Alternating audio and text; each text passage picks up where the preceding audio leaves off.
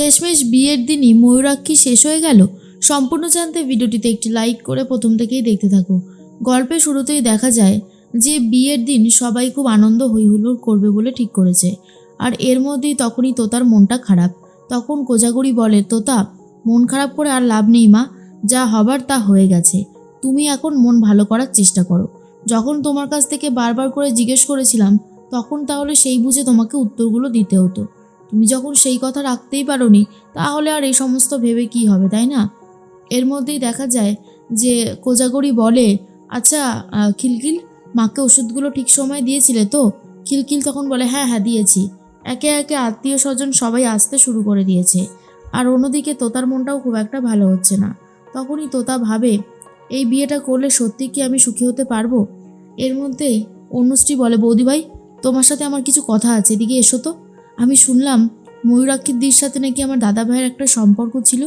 মানে তুমি এইসব জানার পরেও ওই মহিলাটাকে এই বাড়িতে এনে রেখে দিয়েছো? এত ভালোবাসা তোমার ওনার প্রতি, তোমাকে স্যালুট করা ছাড়া আর কোনো উপায় নেই জানো। তখনই কোজাগরি বলে, কি করব বলো? ওই মানুষটাকে ফেলে দেবো?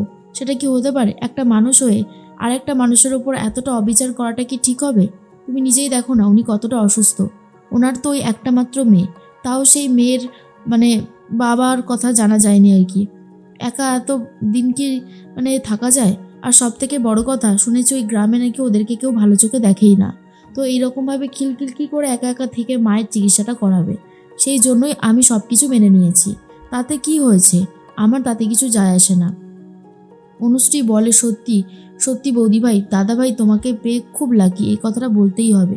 তুমি যেভাবে সব কিছু ঠিক করে রেখেছো, একটা কথাই বারবার মনে হয়, তোমার মতন মেয়ে খুব কমই আছে। আজকে যদি ঋত্বিক এরকম কিছু করতো আমার তো প্রচণ্ড রাগ হতো। কোজাগরি বলে, না না অনুশ্রী, সব ব্যাপারে রাগ করতে নেই।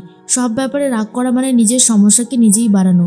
দেখো, তোমার দাদার তো আমি আসার আগে আরেকটা জীবন ছিল, আর সেই জীবনে যদি কাউকে ভালোবেসেই থাকে, কাউকে ভালো লেগেই থাকে, সেই হিসেবে আমি কিছু বলতে পারি না, এটাতে আমার কোনো অধিকারই নেই, তাই না?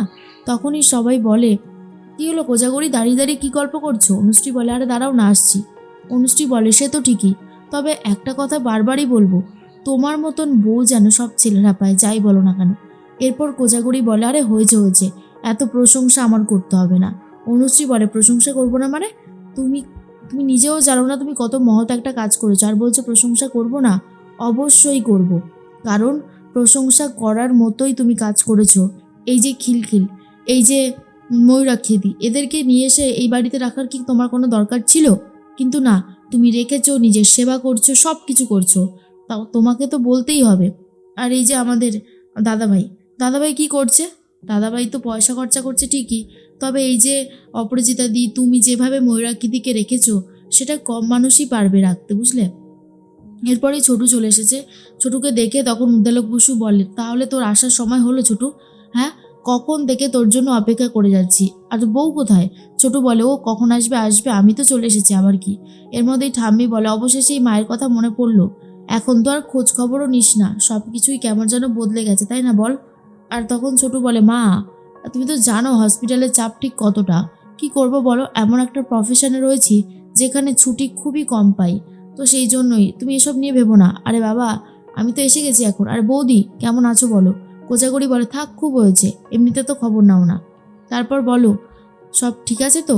ছোটু বলে, হ্যাঁ সবই ঠিক আছে। কোজাগরি বলে, এখন কিন্তু এখান থেকেই কয়েকদিন হসপিটালে যাওয়া আসা করবে।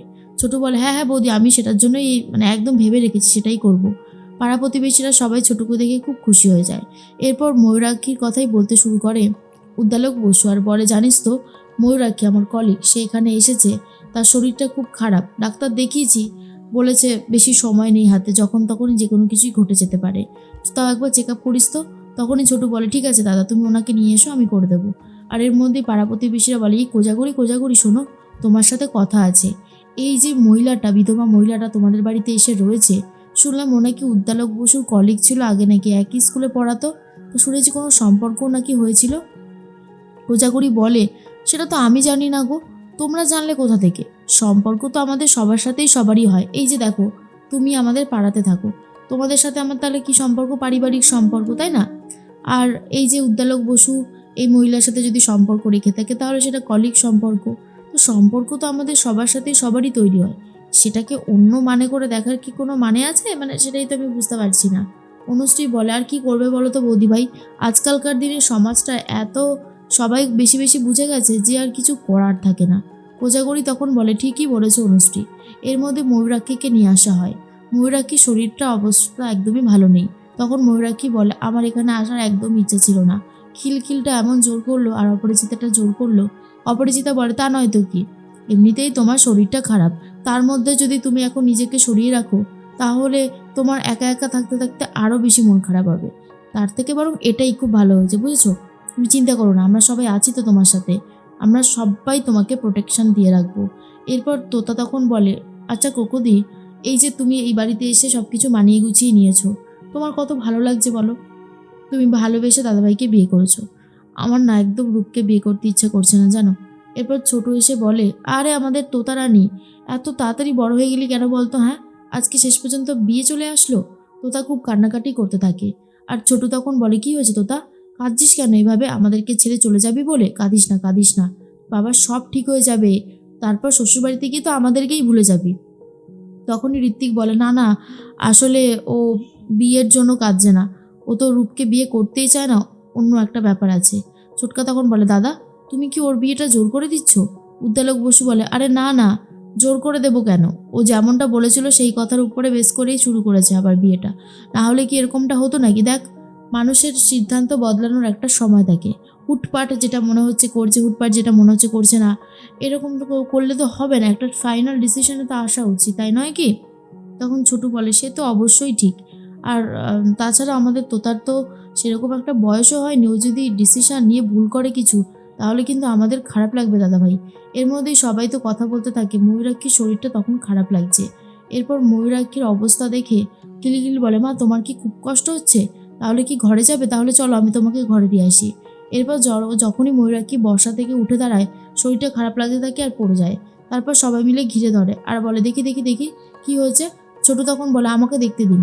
এরপর বলে, দাদা, এনার অবস্থা কিন্তু ভীষণই খারাপ, আর বাঁচানো যাবে কিনা সন্দেহ আছে। এই মুহূর্তে যদি ওনাকে হসপিটালে নিয়ে গিয়ে অক্সিজেন না দেওয়া হয় তাহলে উনি শেষ হয়ে যাবে, আমরা কিচ্ছু করতে পারবো না। কিলকিল খুবই কান্নাকাটি করতে থাকে আর বলে, এটা হতে পারে না, আমার মা আমাকে ছেড়ে কোথাও যেতে পারে না, আমি যাব আমার মায়ের সাথে। কোজাগরি বলে, নিশ্চয়ই যাবে মা, তোমার তো মা হয়, তোমাকে তো যেতেই হবে। এরপর অপরাজিতা বলে, উদ্দালকদা, আমিও তোমার সাথে যাব।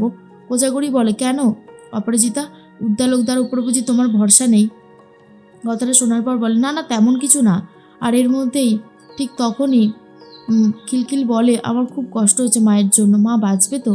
কিন্তু বোঝাই যাচ্ছে যে তার অবস্থা পুরো শেষের দিকে। আর এটা দেখার পর কোজাগরি নিজেও অনেকটা ভেঙে পড়ে।